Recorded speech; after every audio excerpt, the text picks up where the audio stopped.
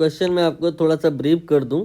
Suppose it is a vertical wall and it is an horizontal smooth surface.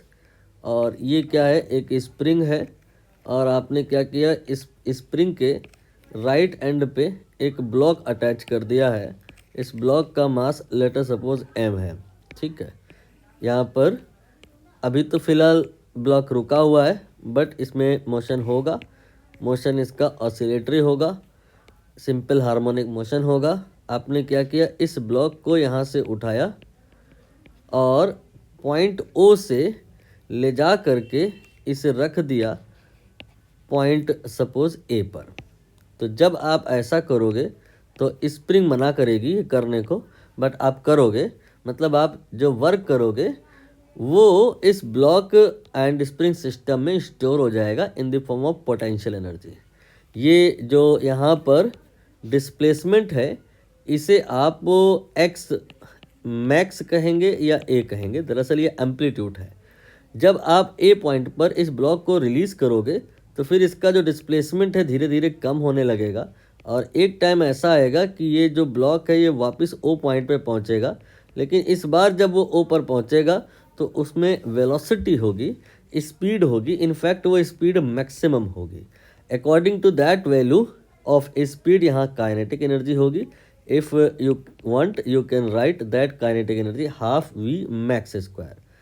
Now think from where this kinetic energy is coming.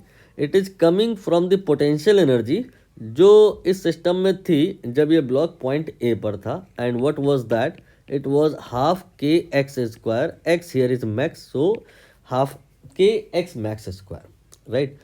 अब आप अगर ये सोच रहे हो कि पोटेंशियल एनर्जी आखिर ये आई कहाँ से, तो ये पोटेंशियल एनर्जी आई कहाँ से, आपने वर्क किया. आपने इस ब्लॉक को जो पॉइंट ओ पर था ए पर लाने के लिए कुछ फोर्स लगाया, डिस्प्लेसमेंट किया, वर्क किया. वही वर्क इस सिस्टम में यहाँ पोटेंशियल एनर्जी की फॉर्म में आ गया है. जब आप इसको रिलीज कर दिए ये पोटेंशियल एनर्जी काइनेटिक एनर्जी में कन्वर्ट हो गई है. एनर्जी फ्लो आई थिंक आपको क्लियर हो गया होगा. अब आप यहाँ पर टोटल एनर्जी समझिए सिस्टम में कितनी होगी. सिस्टम में जो टोटल एनर्जी होगी उसे आप चाहे हाफ एम वी मैक्स कह लो और चाहे आप उसे हाफ के एक्स मैक्स कह लो, एक ही बात है भाई. जो आपने वर्क किया, मान लो आपने 4 मिली जूल के बराबर का वर्क किया, तो ये यहाँ पे पोटेंशियल एनर्जी के फॉर्म में स्टोर हुआ है, but this time kinetic energy नहीं है. तो टोटल एनर्जी वही है जो आपने वर्क किया in the form of potential energy. बाकी जैसे जैसे ये इधर आया तो जब यहाँ पहुँचा तो अब पोटेंशियल एनर्जी नहीं है क्योंकि एक्स जीरो हो गया है. हाफ के एक्स स्क्वायर में एक्स जीरो हो गया, तो इस स्थान पे पोटेंशियल एनर्जी नहीं है, सिर्फ काइनेटिक एनर्जी है. तो टोटल एनर्जी जो है वो इस पॉइंट पे सिर्फ काइनेटिक एनर्जी की फॉर्म में है और इस पॉइंट पे सिर्फ पोटेंशियल एनर्जी के फॉर्म में है. तो आप टोटल एनर्जी को चाहे तो इतना बोलो चाहे इतना बोलो, एक ही बात है. और इसकी वैल्यू प्रश्न में बताई है 4 mJ मिली जूल. ठीक है, तो यहाँ पर इंटू 10 की पावर -3 हो जाएगा. एम्पलीट्यूड या मैक्सिमम डिस्प्लेसमेंट एक ही बात है.